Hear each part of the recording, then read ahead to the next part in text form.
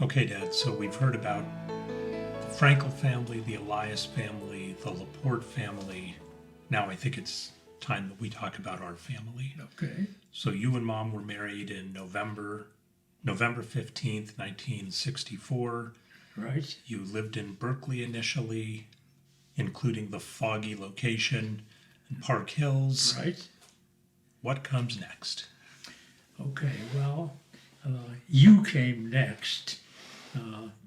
Anne became pregnant, and the Park Hills location, it was just a two-bedroom thing, and we wanted a little room to grow, and I think we were looking for somewhat better weather, so I was working, of course, at Chevron. Anne wasn't working. She had quit her job. So she got the assignment of finding a place for us to live, and we had talked about it. Ideally, we would have liked a 3-bedroom, 2-bath home on one level with a level backyard close to schools. And we knew sort of what our budget was like. So Anne went out with those directions, and initially we looked in Berkeley, particularly the Berkeley Hills, because Berkeley at that time, the flatlands were not as good or as safe as the hills were.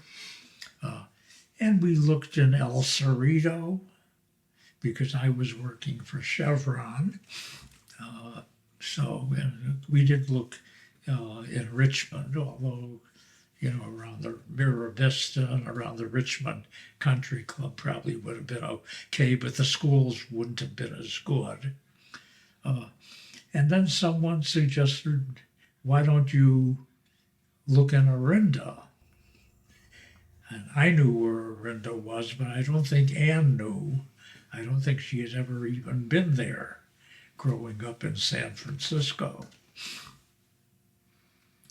So she left Park Hills one morning to go to Orinda, and we said go down Wildcat Canyon and turn right when you hit the stoplight, and then turn right, and that's downtown Orinda.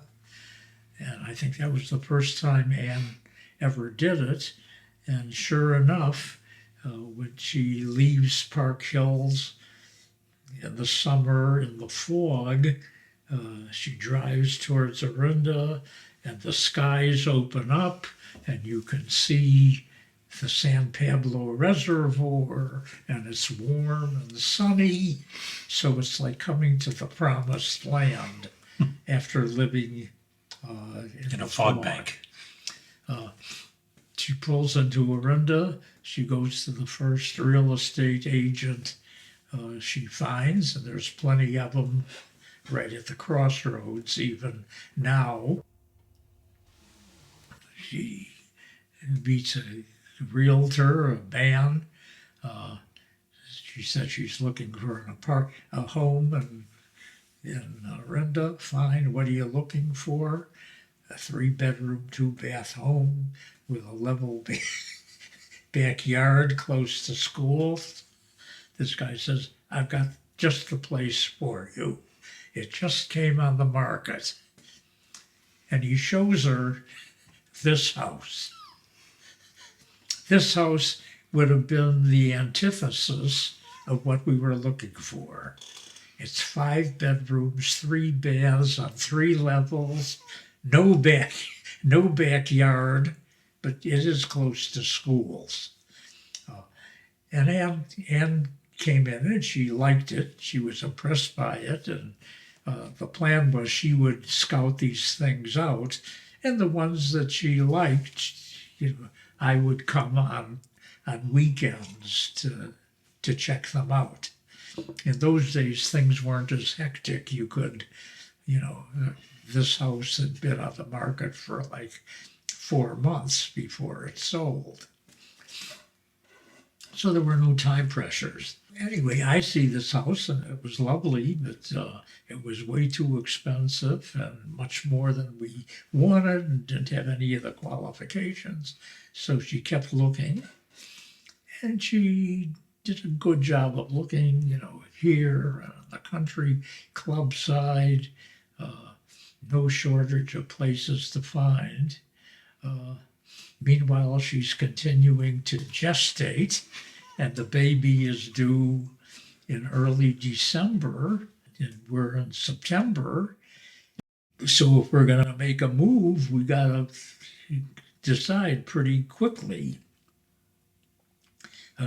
Anyway, we didn't find the 3-bedroom, 2-bath house we wanted. This place was still on the market. They had dropped their price. And, we agreed that, maybe we should just give this guy a lowball offer and see what happens. What was the asking price for this? The original asking price was, I think, $52,500. Then they dropped it to $50,000. Then I think they had dropped it to like $48,000.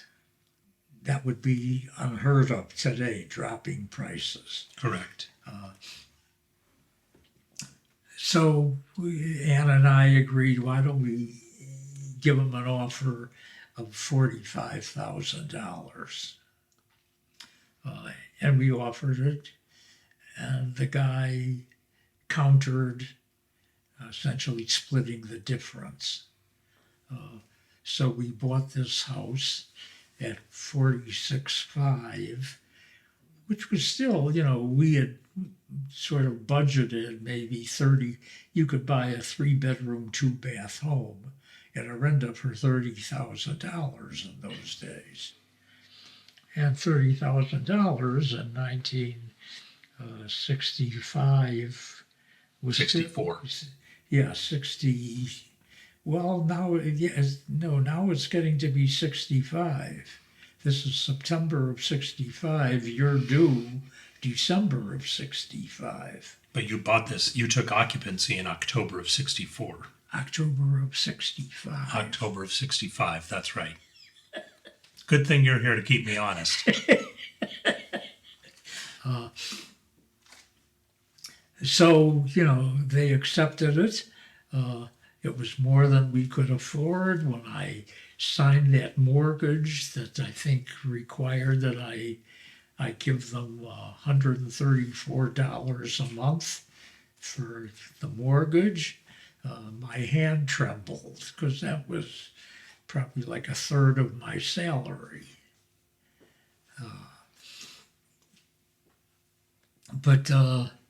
But he took it, and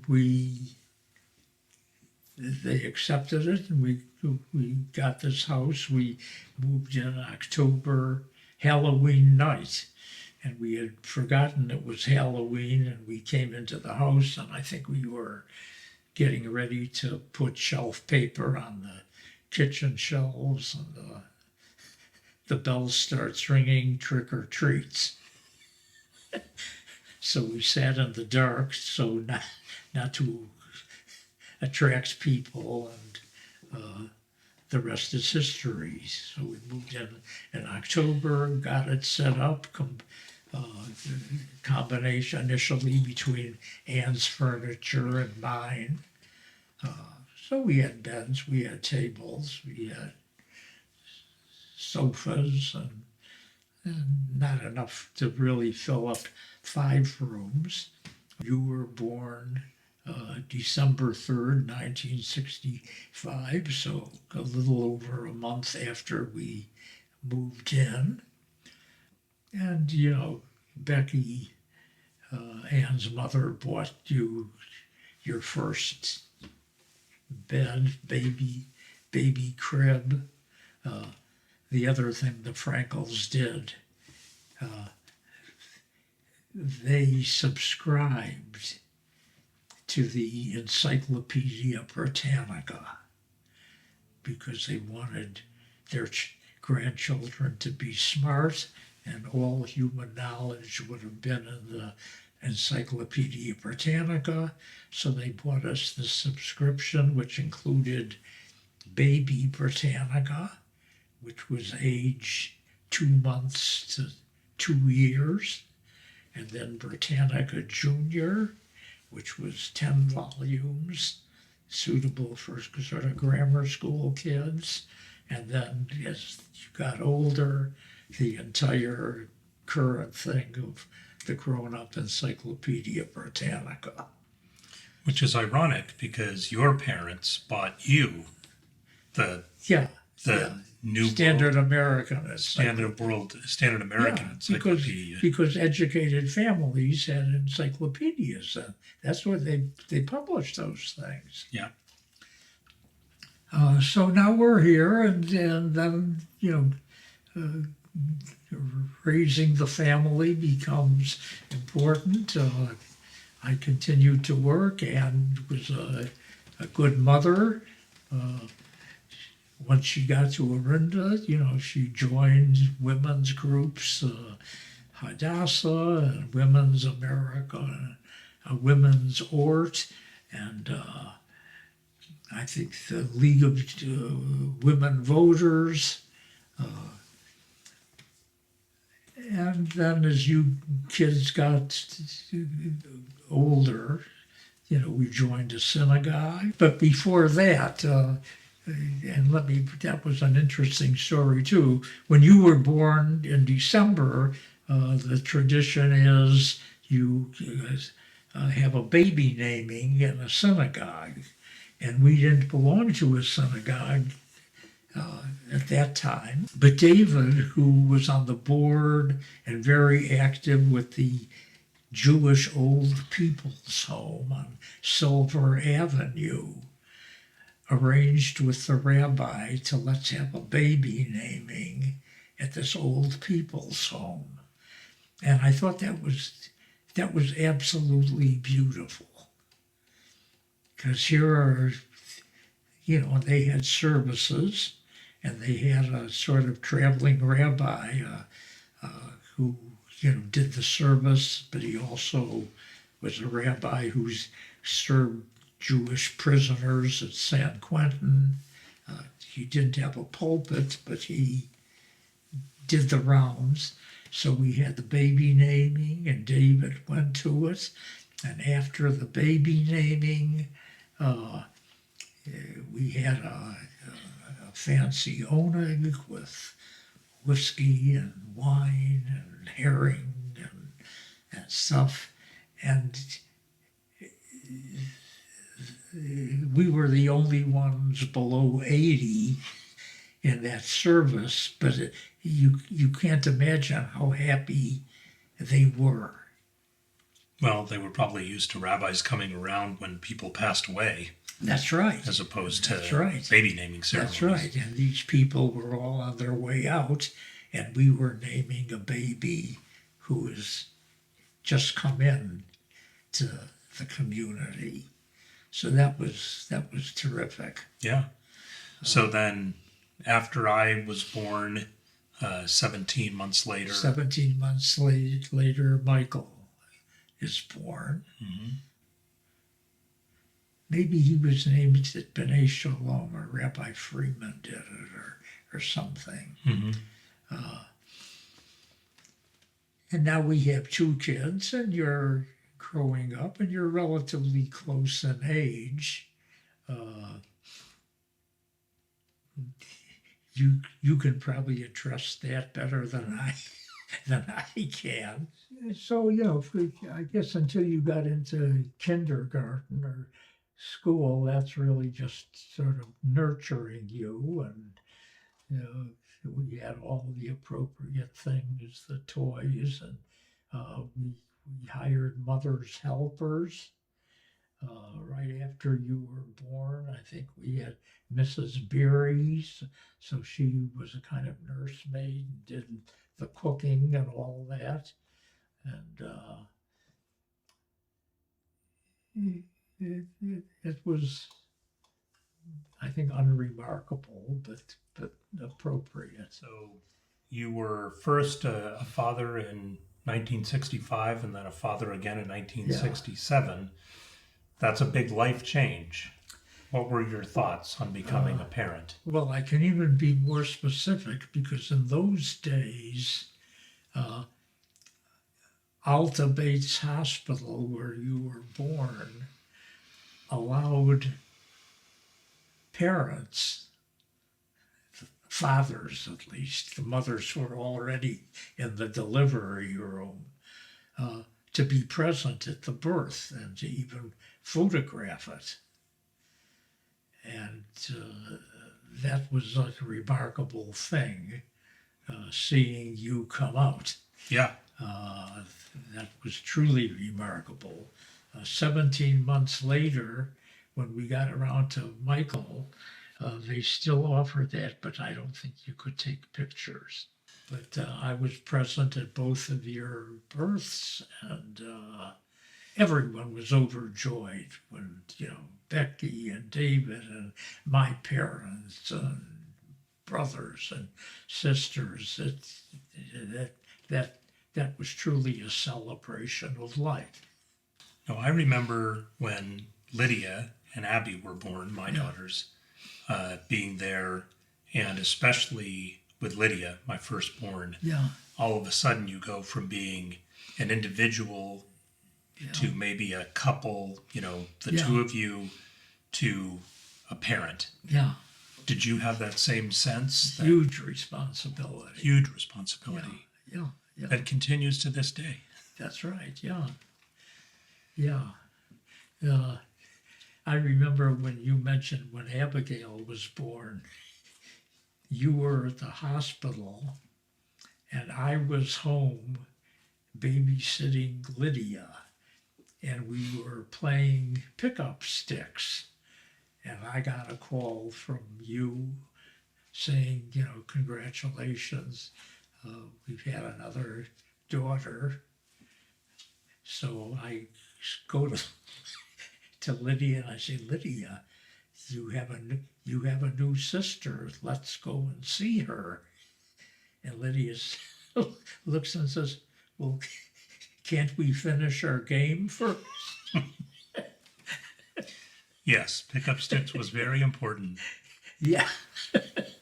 Yeah, I think that transition from being, a person to a parent is pretty powerful. Yeah. So, as Michael and I were growing up, were there any moments that you remember where you were particularly proud or inspired as a parent, or maybe not so proud or inspired as a parent? Growing up, is everywhere from birth until 56 years old. Thank you very much.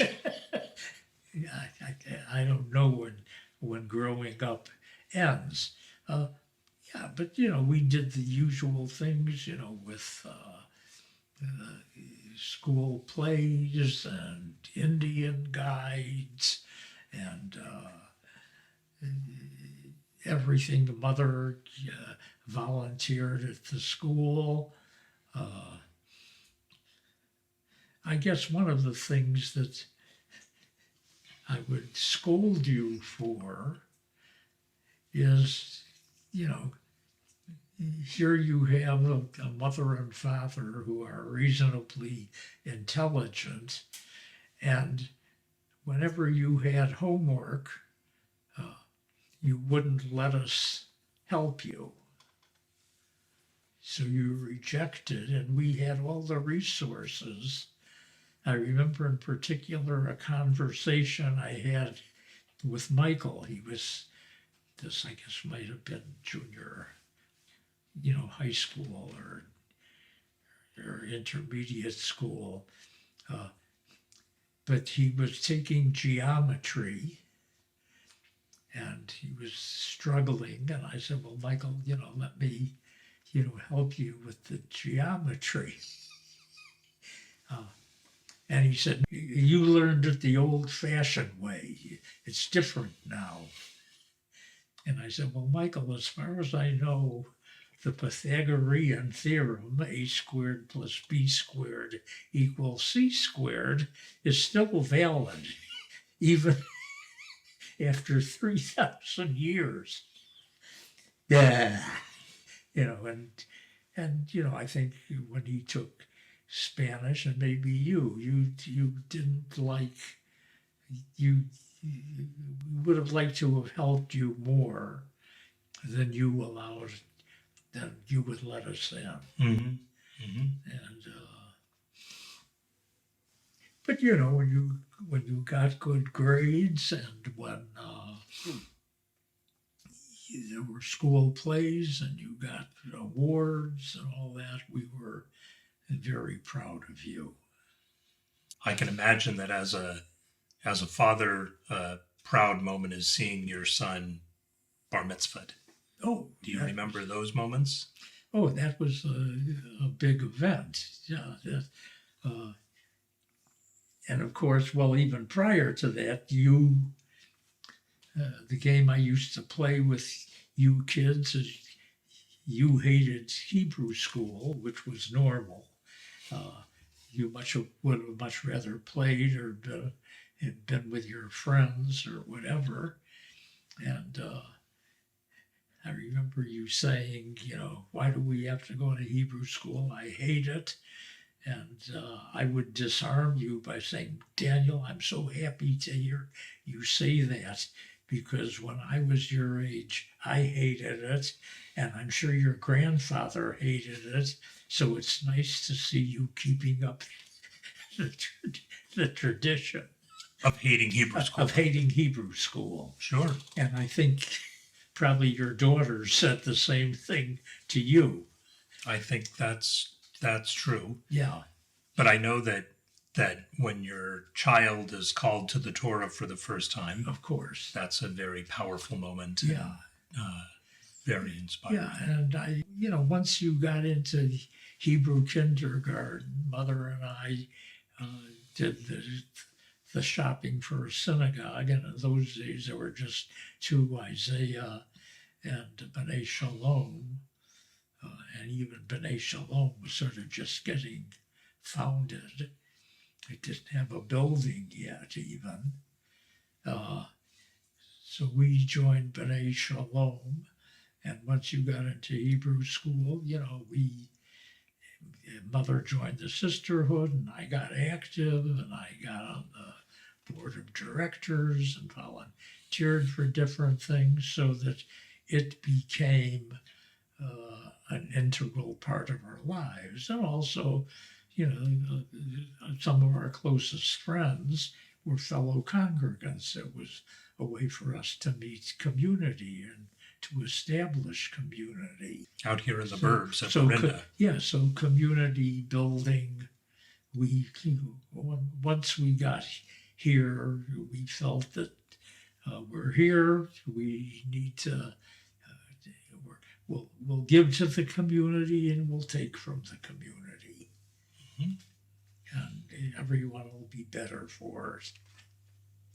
Do you have a particular moment, maybe in this house, or when Michael and I were growing up, a particular moment that stands out to you as one that was particularly memorable, particularly impactful to you?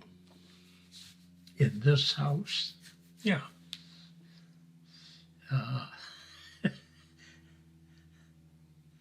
I think, when you were 8 or 9 years old, your Uncle Alan gave you a drum set, which was down here. That was very impactful, because you used to beat on these damn drums. I remember that story. Mom told the story that, we would celebrate Hanukkah here and Christmas at Uncle Alan's house, and Uncle Alan sort of had this room where he could close it off. And when it came time for Christmas, he flung open the doors, and there was a drum set, a small little toy drum set, and an electric guitar that he had given to me and Michael respectively. And years later, Alan said, he didn't give those toys to us. He gave them to torment his sister. So I'm sure that was quite a memory. Yeah. So, but I think, we did things together. We had this deck built. This was kind of your backyard. I remember we had a huge corrugated carton, maybe a refrigerator came in it or something, and you painted it and cut in windows, and it was a kind of your hut. Mm-hmm. Now, there's another story, Dad, that probably bears talking about it at this house, and that was in 1978, you decided that it was time to treat yourself to a sports car. Being good parents, we went to all of your baseball games or soccer games. No matter how bad they were. No matter how bad they were. Well, Michael, I guess, was on a soccer team, and he was pretty good at soccer, so he was sort of on the Orinda soccer team. And one day they were having some final, annual final game or semifinals or of the Orinda team versus, it was either like Pleasanton or Livermore, somewhere off of 680. And this was a Saturday morning, kind of. So Ann and I went to this grassy field where the soccer team had been put up. And we were watching Michael play soccer. And then Ann tells me she has to go to the bathroom. And this park didn't have any bathrooms. So I noticed there was a little mall, down whatever the street was. So I said, okay, I'll take you to the gas station. So we got to the gas station and she went into the bathroom. I didn't have to go to the bathroom. Now it would be a different story. But at that time, I didn't have to go to the bathroom. So I'm sort of standing outside of the gas station and I see this red Corvette parked there. And I've always admired them. I never, drove one, never even sat in one. Had never even gotten that close to them. So here I see this red Corvette. This would have been in 1978. And sure enough, there's a for sale sign in the window and a phone number. So I'm looking at this Corvette, and it was an attractive car, really. So in 78, you would have been 57 years old, 58 years old? In 1978, I would have been, I guess, 58. 58. I think that's right. 29. No, 30 and 30, 48. 48. Okay, so 48 years old. I'm 48 years old. I see this Corvette. Ann comes out of the bathroom, and I wave her over, and I say to her, "What do you think?" And she looks at the car, and she looks at me, and she says, "Oh no, that's not you." Well, that was like waving a red flag in front of a raging bull. So I said, I'll show you. So I went to the phone booth, which gas stations had at that time, and called the number. And sure enough, the guy lived 2 blocks away. He was a businessman, a Corvette aficionado who had bought this 1976 Corvette 2 years earlier. But now this 1978 Corvette came out, and that would have been the 50th, either the 25th or the 50th anniversary of the Corvette. And so this was a kind of special model. And he had bought one of those, and so he wanted to get rid of his 76 Corvette. And the car, only had, I think, like 12,000 miles on it. Yeah, 12,000 miles, was in perfect condition. And he wanted, I think, $7,600 for it. And I told him, I said, I think I like it, but I have a mechanic, I'd like to check it out. And also check, the Blue Book value. I have no idea about Corvettes. Can I write you a check for a deposit? And I did. And he said, sure, take it, here are the keys. So now, Michael's still in the soccer field playing soccer.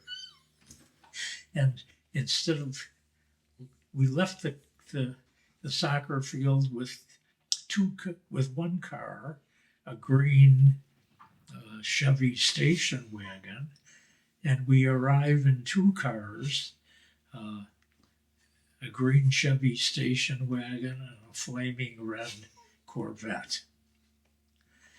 And everyone was impressed, and including Michael. And I remember the Corvette had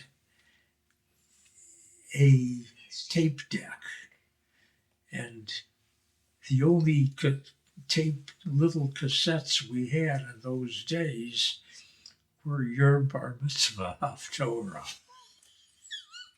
So here I am, the next day, tooling down the freeway in the Corvette, playing your thing, just to check whether to make sure the cassette tape worked. Yeah, and I brought it over to Ralph Chamness, my mechanic, and he looked at it, and he validated, yes, it was a 76 Corvette. It looked like it had the right mileage, very clean, original tires, plenty of tread left. And he said, yeah, and I had checked with the credit union, and $7,600 was sort of midway between Blue Book wholesale and Blue Book retail. So you pulled the trigger.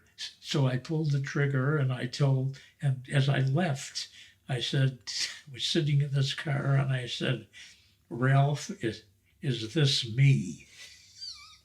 And he looked at the car, and he looked at me, and he said, Lapporte, you are a 1939 DeSoto. But sitting in a 76 Corvette. Yeah. I remember that, and remember it really changed my perspective of you, because you had been, in my view, very practical and pragmatic. Yeah.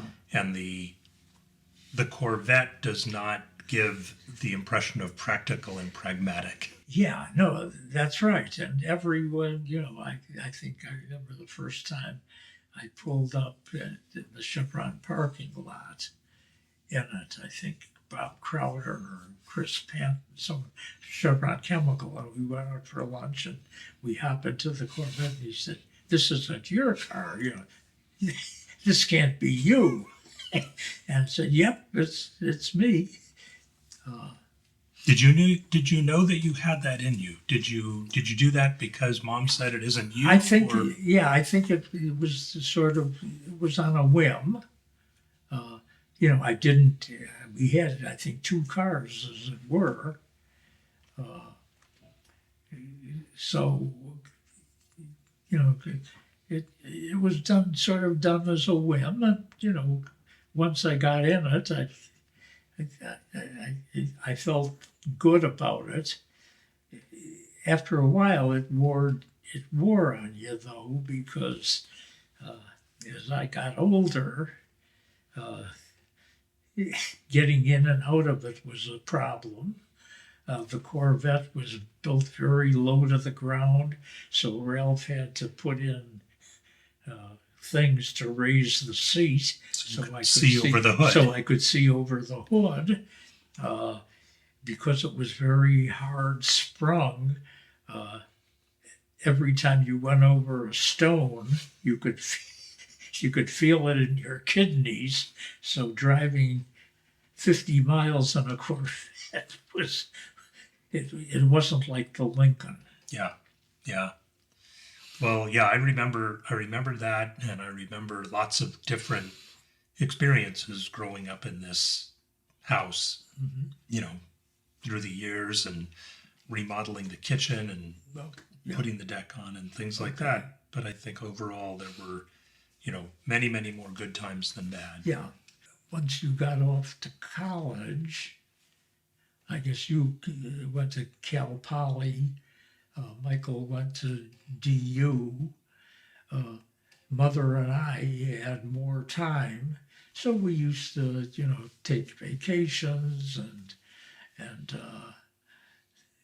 being an empty nester was a kind of nice experience. Mother and I got to appreciate each other more. Were there any vacations that you were particularly memorable that you guys took together? Well, even prior to being empty nesters, when you kids were growing up, we used to have summer vacations at Camp Blue, university-sponsored family camps. And those were fun because they had activities for you and separate activities for the adults, and then family activities together. So for like 6 or 7 years, we went to Camp Blue, Camp Gold, the Stanford camp at Fallen Leaf Lake, UC Santa Barbara a couple of times, UC San Diego. And those were kind of fun things, family oriented. Mm-hmm. In 1977, Mother and I took our big trip of Asia. And we all did. I was there too. We all did, yeah. Because your mother wanted to see sort of Singapore, and I had never seen it, and obviously you kids hadn't seen it. So you were how old then? Like 12. 12. Michael would have been 10. We went off to Asia, Japan, Thailand, Penang, Singapore, and Bali, and then back. Mm-hmm.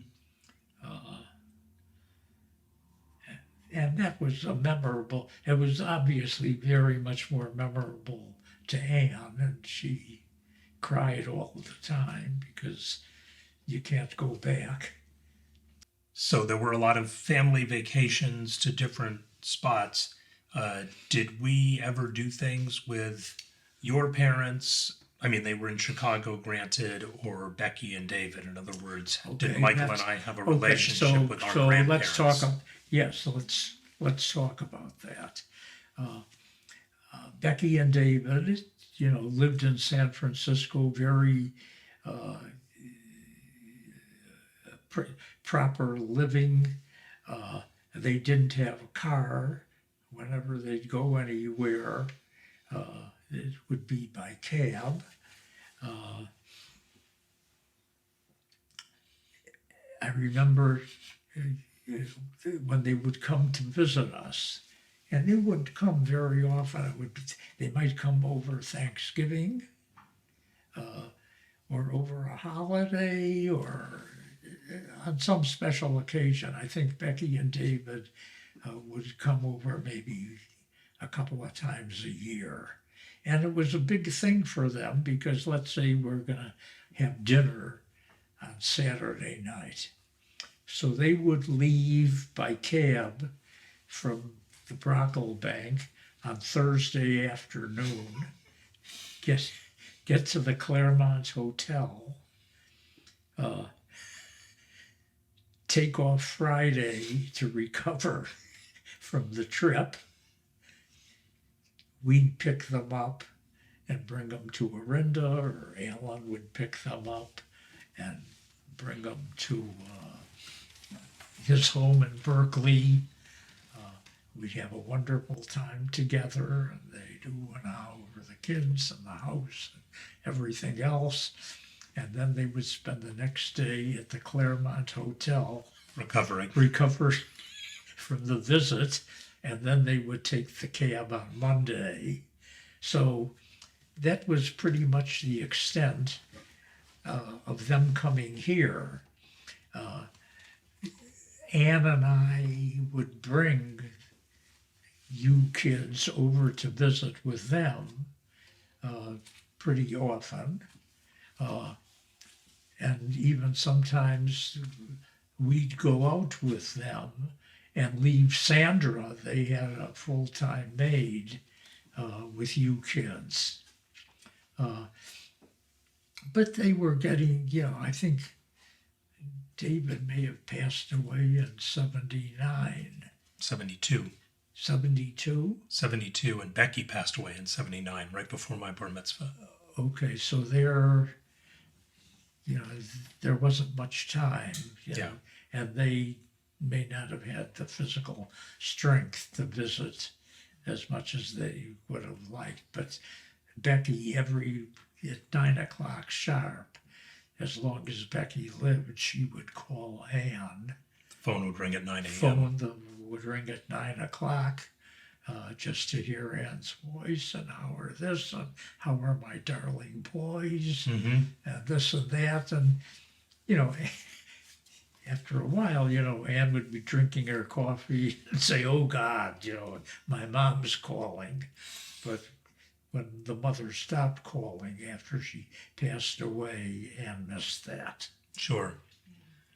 So when did your parents pass, and what do you miss most, or what did you miss most about them? My mother passed before my father, and she would have passed like 1969. And because I think we were at Stanford at that time. And I think my father passed 10 years later. But yes, I remember one time Anne and I went to a Gordon Research Conference in New Hampshire. And Michael hadn't been born yet. Maybe I think Anne was pregnant with Michael. So this would have been, you were born in 65, this could have been 66. Yeah, 66.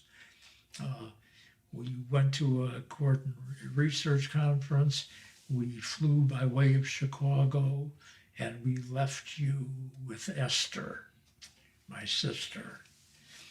And Esther you were a gift to her. Her preference would have been to keep you. I get that a lot. And not even return you, She loved both you and Michael. And I think at one time, once Esther, my sister, got ill, she had, metastatic breast cancer that metastasized to her bones. And my mother and father didn't know about it at the time. This would have been like 69. Esther said, can you take the parents? Because I'm going in for surgery or something like that. And we said, of course. So they actually came and stayed with us in Los Altos. And, Esther died shortly thereafter, and they never knew, of her suffering or how long she had it. Mm-hmm. So, and my parents were getting on in age too. After my mother died, my father very often would come out and stay here in this house with us. And, I don't, at that age, he wasn't going to, wrestle with you on the floor or anything. But I think he appreciated coming here.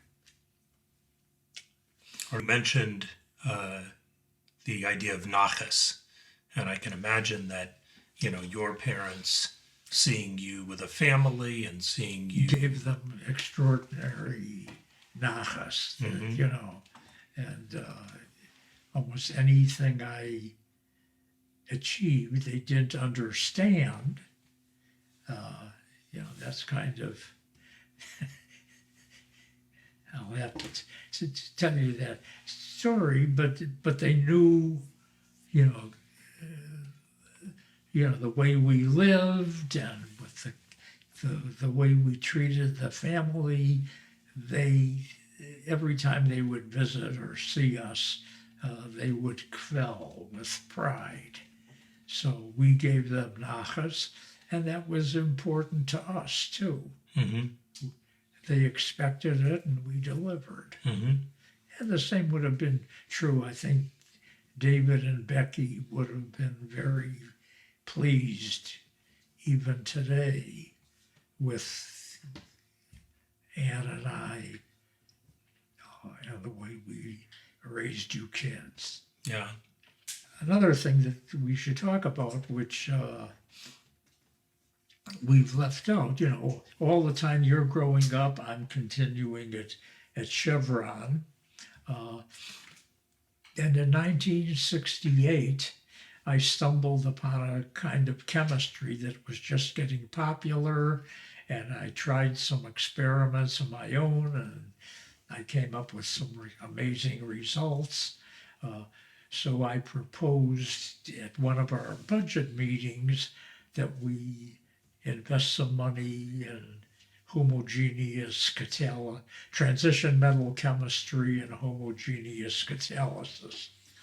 And these businessmen didn't know what I was talking about, and well, how are we going to make money on this? And I remember telling them, look, you guys want to hear the music, you want to hear the symphony, and I'm just suggesting we learn how to write music. But they bought that, and they set some money aside to explore that field.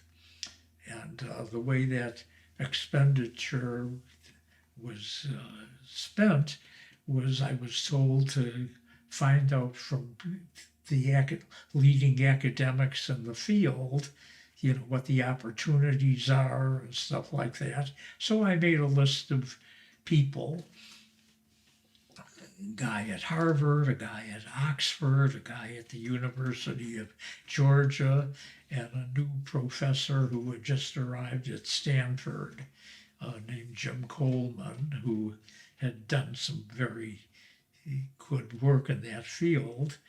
And to save money, my boss said, let's go visit Coleman first. So we drove down to Stanford, and we met him. He was just getting started at Stanford. My boss offered, well, how would you like to come and consult for Chevron? We're 2 hours away. We'll pay your expenses. No, he had no time, and he had commitments with other companies he was consulting with. How would it be if you came up to Chevron and maybe gave some courses to our staff? And he was busy getting his own program started, and he felt that, if some guy's working in oil lubricants and you pull him out of the lab and tell him to go hear Coleman, he's not really working in the field, so we turned that down. And then my boss said, well, how would it be if we sent one of our people to work in your labs under your direction in a program of your choice? And we'll, not only that, but we'll give you a $50,000 unrestricted grant. And Coleman said, well, that sounds interesting. Let me think about it. He spoke to his fellow students, and it was arranged that I would be sent to Stanford, still working for Chevron, but located at Stanford University. You kids were very little. You were in 68. I would have You been would have 3. been 3 years old, and Michael was a baby. So we rented this house, and we rented a house in Los Altos, and we spent like a year and a half at Stanford, and that was a wonderful experience for me. It was a wonderful experience, I think, for Chevron, because shortly after I was there, we joined the Stanford Industrial Affiliates program. I became the official Chevron recruiter for students at Stanford University, and I made lifelong friendships with Jim Coleman. Now, earlier you said that when people started doing HR stuff, they were put out to pasture, and here you are recruiting at Stanford. Were you worried? I wasn't worried at all, because at least I was a chemist. As a matter of fact, I was the appropriate guy, because if you want to recruit a chemist, you want a chemist to talk to him, to understand his background, and for him to understand what you're doing. Mm-hmm. So I was really the appropriate guy, and I think I did very well recruiting. And a lot of times you'd recruit, and there weren't that many jobs available in 68, 69. But we made a presence on campus anyway. And that worked out well longer term, because now if we scroll ahead, I'm still at Chevron. I'm a senior research scientist. I'm the manager of pioneering chemicals research. And let's see, it's 1986 now. Chevron had merged with Gulf. And this was a merger of two corporate giants. Chevron was the major partner in that merger. So now Chevron and Gulf are one company, but they had duplicate facilities, so that Chevron Research was in Richmond, and now they own Gulf Research in Harmersville, Pennsylvania, essentially doing the same thing. So by merging, you needed to consolidate people. And the same would have been true for refining and marketing and everything else. So it was 1986, and Chevron, because they wanted to get rid of people on both sides, offered wonderful retirement packages. And I was pretty well set up for that. It was exactly 30 years. In 1986, it was 30 years after I had started. So I had 30 years experience with Chevron. Their packaging was sort of 5 and 5. They add 5 years to your age and 5 years to your seniority. And, they did it very well. They offered this to all of their senior people. And I was in a position where if I didn't take the package, I would just stay and continue to work at Chevron and continue as manager of pioneering research. But in essence, I'd be working for nothing, because if I took the package with the uplift in service date and age, the additional money I would have gotten would have been equivalent to my annual salary. Mm-hmm. It was one of the early Golden Handshakes. It was a truly golden handshake. And at that same time, industry in general, including Chevron, was questioning whether they wanted to spend a lot of money on research, especially exploratory research, which is what I was doing.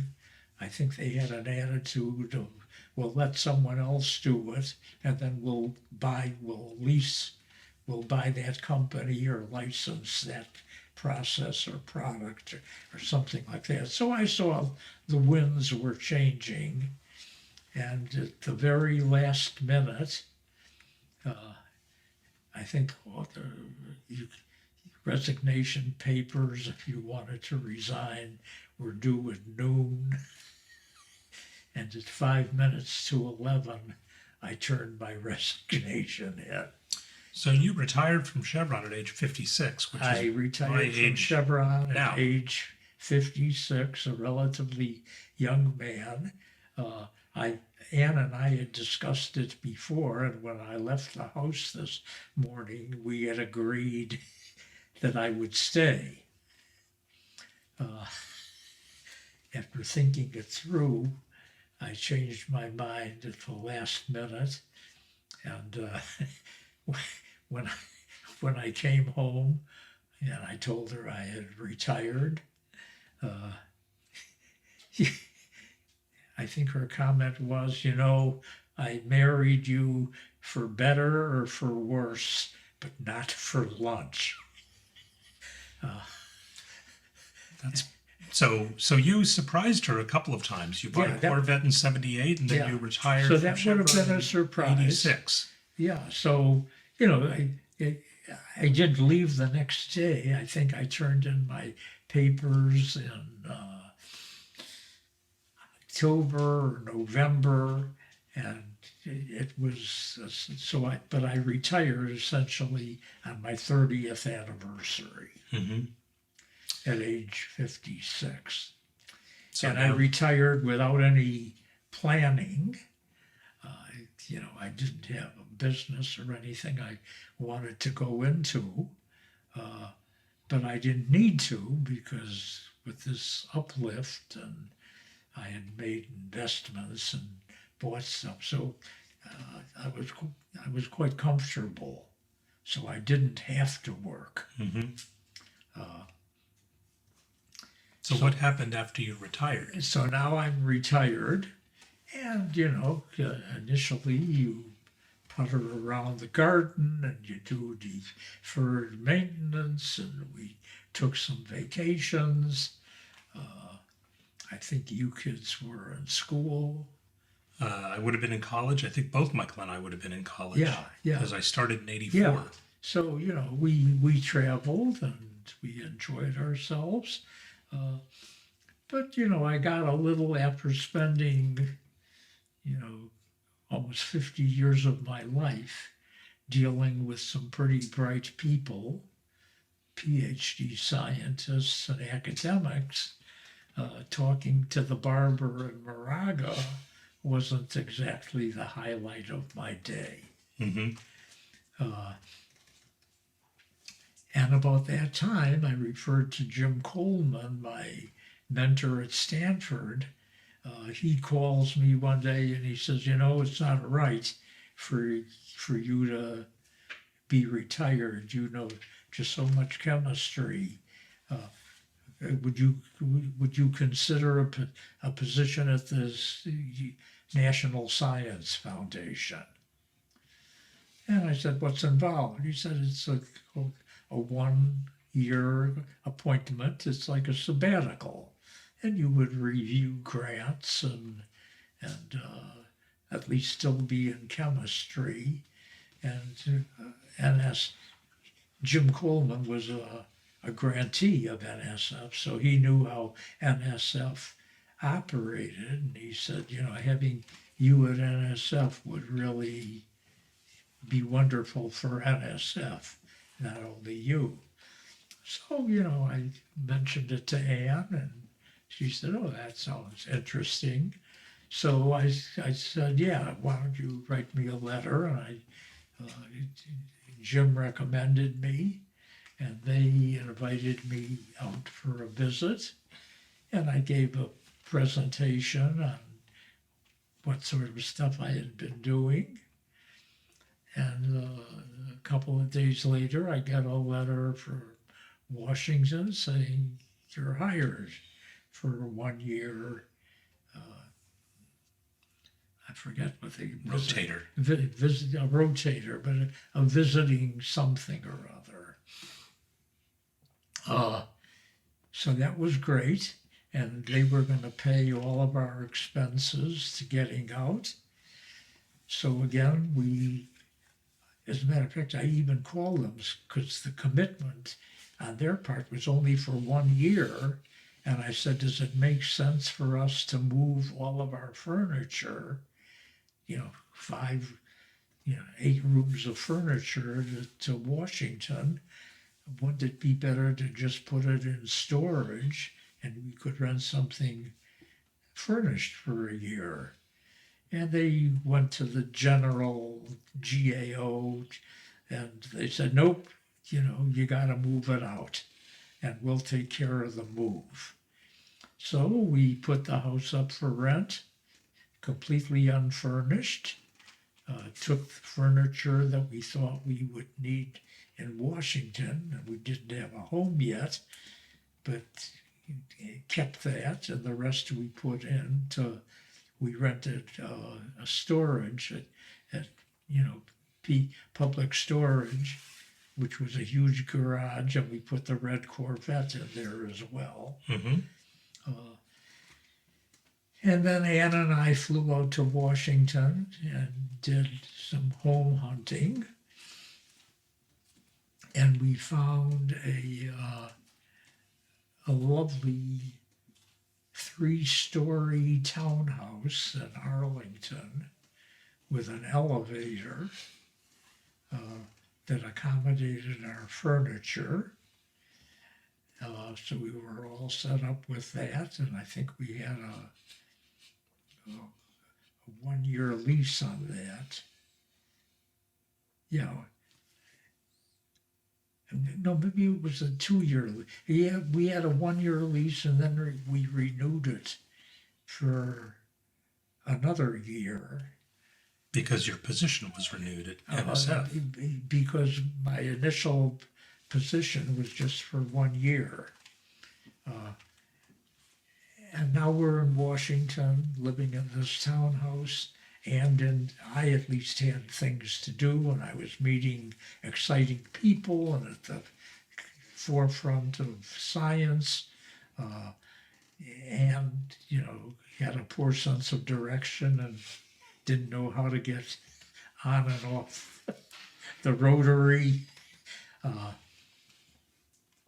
But she caught on, and she made friends, and 1 year at NSF, they became 2 years, and I was still a rotator, so we were there for 2 years, and then they liked me enough to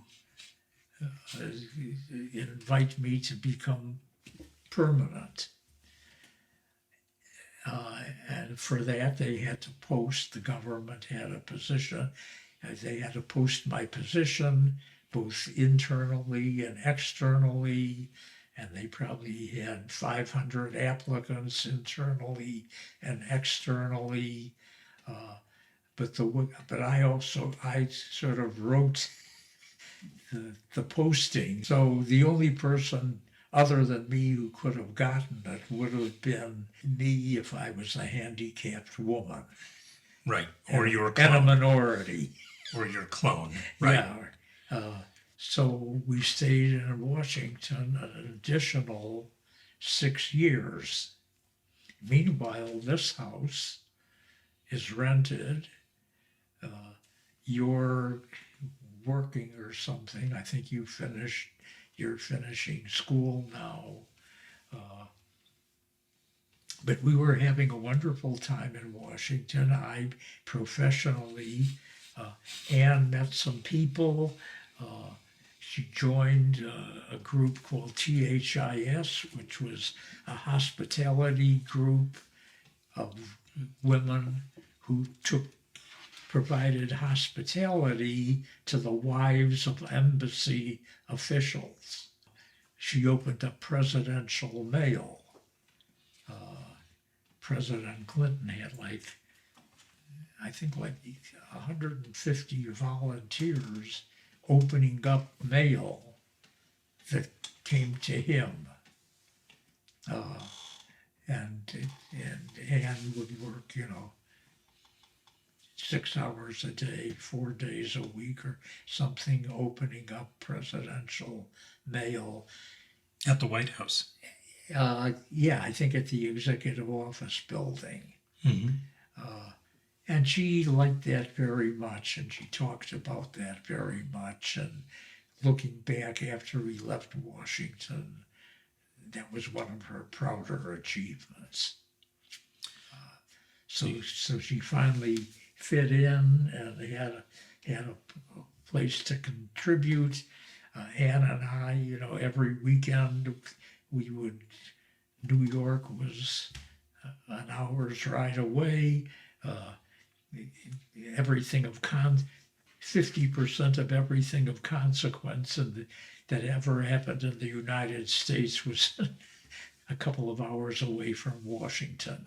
Right. So we covered Civil War battlefields, Philadelphia, Baltimore, New York.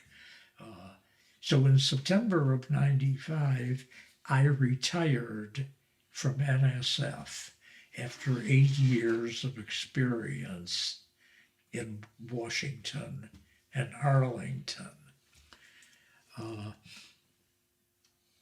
By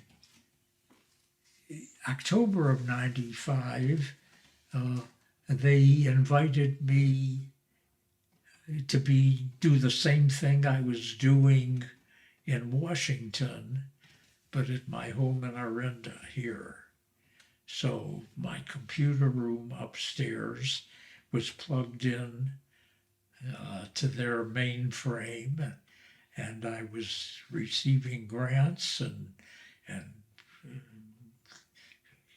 sending out reviews and declining people and awarding people and monitoring their progress for another 5 years. So I was one of the early telecommuters, something you know about very well with the pandemic. And it worked out very well. I probably was more productive and worked harder at home on my own than I would have in Washington. Mm-hmm. So then eventually, 5 years later would have been 2000. 2000 or so. And then I would have been 70 years old. And, I was ready to hang it up. And I think they were 13. They had a belly full of me, and I wasn't around anymore. So out of sight, out of mind. Mm-hmm. So now you've retired for a second time. it's 2000. Yeah. Michael and I have started families of our own or gotten married, Yeah. and you and Mom are here. And then Mom started to get sick. Yeah, Mother really started to get sick, I think around 1990, maybe even a little before 1995. When we were still in Washington, my Alan and Doris came to visit us, and went to New York or something. And my brother commented, Anne seems to be walking slowly as she slowed down. Is something wrong? And I guess I hadn't noticed as much as he had because I had been with her every day. Mm-hmm. She walked and did everything. And then when we came back in 95,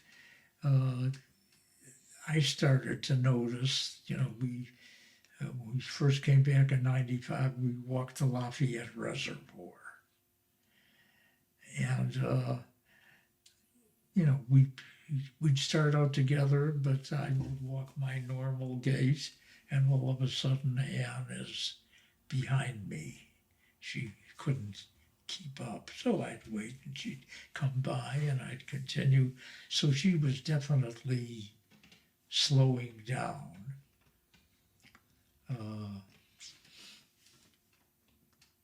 And then I think it was in 2004 that she was diagnosed with Parkinson's. And she really never had the tremors, but she had a lot of the non-motor symptoms, incontinence, and there was maybe a loss of cognitive stuff. But the main thing was bradykinesia, the slowing down. And as you know, Parkinson's is everything you do starts in your brain, and then signals are sent from your brain to wiggle your toes or go to the bathroom or raise your arms or legs. And with Parkinson's, those signals don't come through very well. Mm-hmm. And Parkinson's also at that time, and even still, was a disease that you try to manage, but there was no cure for it. Mm-hmm. In time, there will be. Yeah. And you also had some pretty significant medical things in 97. In 1997, yeah, I had, when I was probably 35, in the course of a routine exam with Morton Meyer, he detected a heart murmur. And they monitored it, and at Chevron I had routine exams, and they heard the murmur. And in those days, those were the early days of sonograms. So I had an echocardiogram, and indeed it showed a murmur and a possible bicuspid aortic valve. Most valves, aortic valves, have three leaves. I was born with two leaves, which means the two leaves have to work harder to do the job of three leaves. But it's not uncommon. About 5% of people are born with that. So we monitored it, and sort of when it got to be, when I was still in Washington, I remember walking up the stairs at NSF. We were on the third floor, and instead of running up all three flights of stairs, I'd have to stop at the landing and catch my breath, and then go on. And so we monitored it very much. And when I got back here in 1997, they had done all the testing, the non-invasive stuff that they could do, and decided maybe we should do an angiogram, which is running a catheter up your leg and into your heart. And they did that, and it unequivocally came back with all the data that you couldn't refute. The pressure drop across the valve is supposed to be 0 millimeters. I was 150 millimeters. The opening diameters, they could measure all that stuff. And my cardiologist at that time, came back after I recovered from the angiogram, and I said, what do you recommend? And he said, well, I think it's really time for you to get a valve replacement. And there are also, you have some blocked arteries. And what are the choices? And with the valve replacement, and that was probably one of the wisest decisions I ever had. He said, well, you have two choices. You can have an artificial valve, a mechanical valve, which will last forever, or you can have a pig valve, which is good for 7 to 10 years.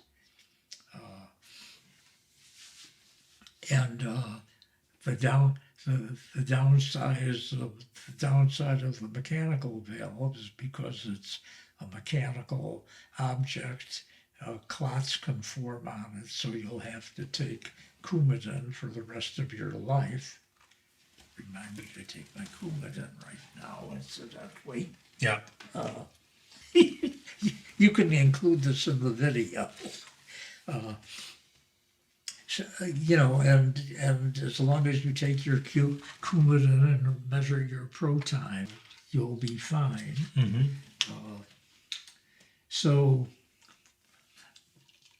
And the downside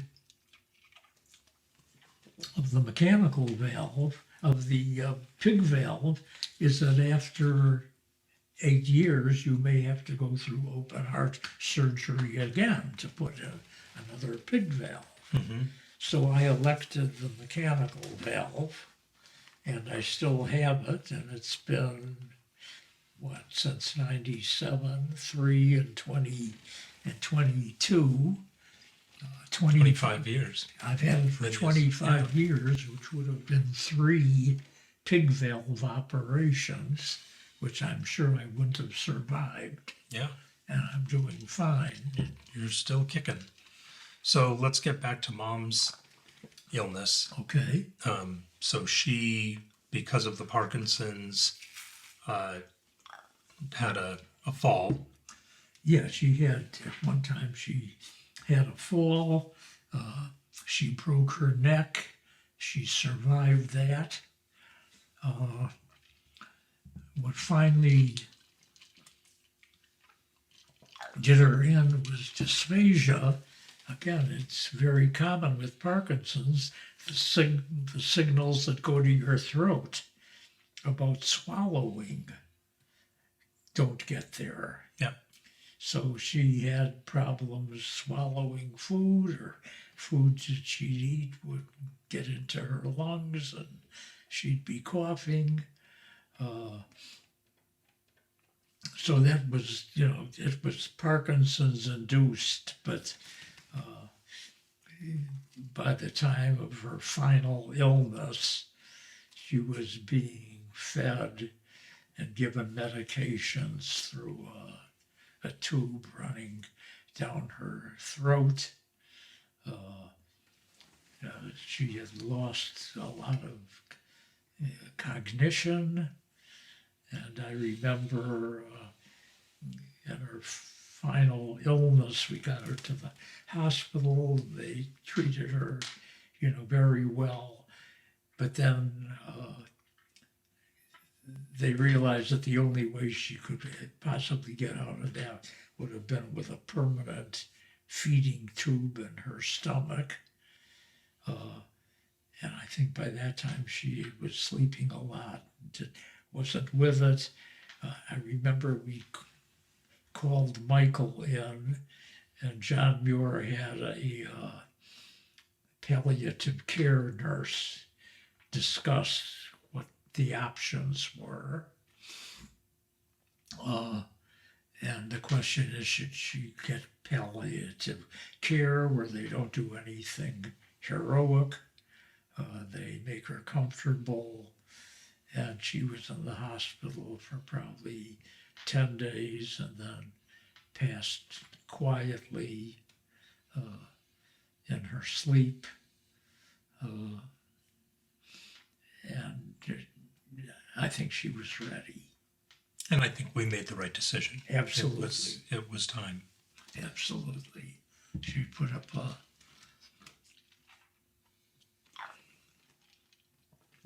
good battle, but Yeah.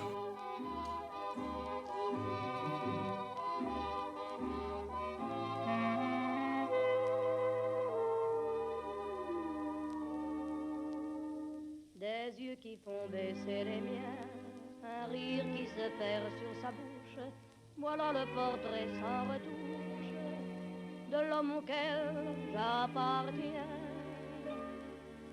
Quand il me prend dans ses bras, qu'il me parle tout bas, je vois la vie en rose. Il me dit des mots d'amour, des mots de tous les jours, et ça me fait quelque chose. Il est entré dans mon cœur une part de bonheur dont je connais la cause.